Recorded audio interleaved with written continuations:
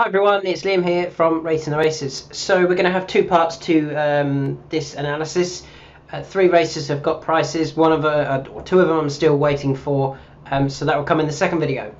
So the first horse I want to look at is our top rated in the 1240. You can see these R figures that she has achieved are far superior than her rivals. Now I know What a Question could improve. A lot of them could improve. Even Cry Fiction could improve. But Star of Mystery on debut achieved a really good performance. She improved on that on her second start when winning at Haydock in a fillies novice, winning by 11 lengths. I mean, that was super impressive.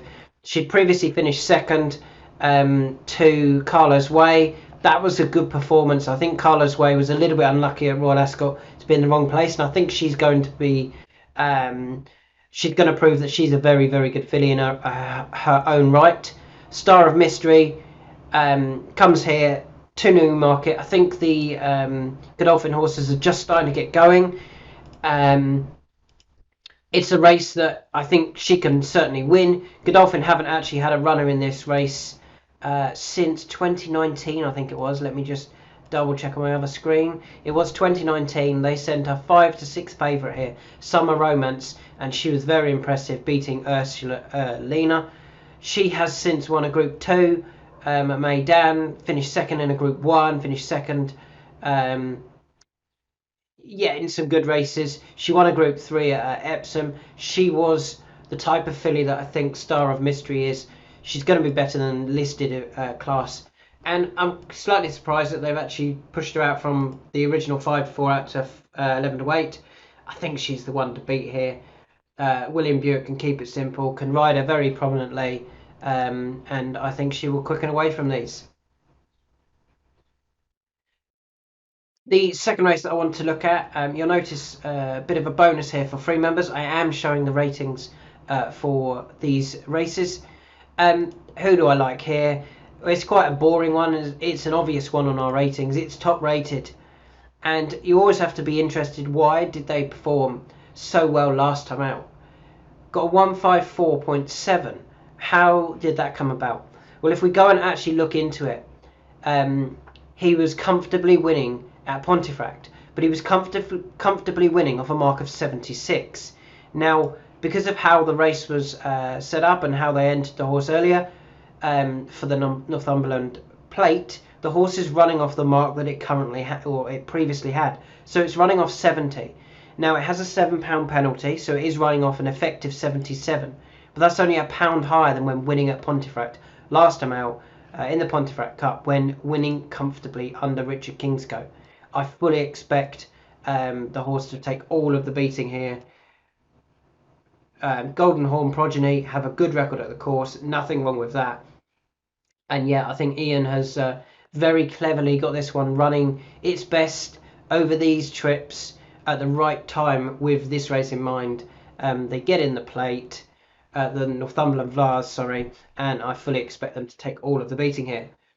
And 7 to 2 is available. That falls is Bet365, which are odds that nobody can get, because as soon as you start winning, you get restricted. Moving on to the third race that I want to look at, and there are two here that I'm interested in the Northumberland Plate. Again,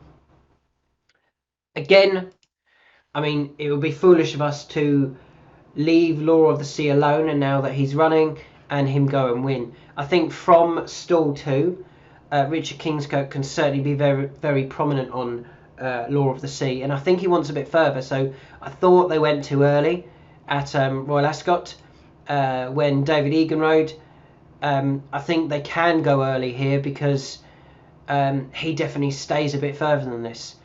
Runs off 92, so the same mark as when fourth, not beaten far at Royal Ascot. If he's got over that race, that's the only doubt about him for me.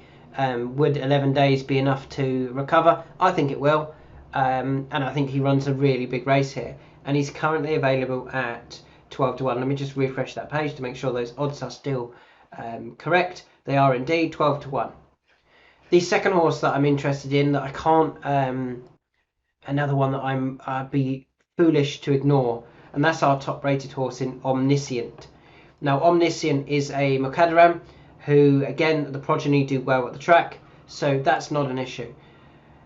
Is one of those Sir Mark Prescott horses, you know, beaten at big odds over 7 furlongs, beaten at 100 to 1 on third start. Then went down to 6 furlongs at Salisbury on in another novice race, ran well. Then stepped up to a mile and 1, finished a good third at 5 to 4 favourite. Then went up to a mile and 2 and was winning. Then went up to a competitive race at Goodwood and went off the 11 to 8 favourite at Goodwood, but disappointed, before going up again in trip to Southall, where interestingly Blow Your Horn was back in 4th that day, when trained by Rebecca Menzies.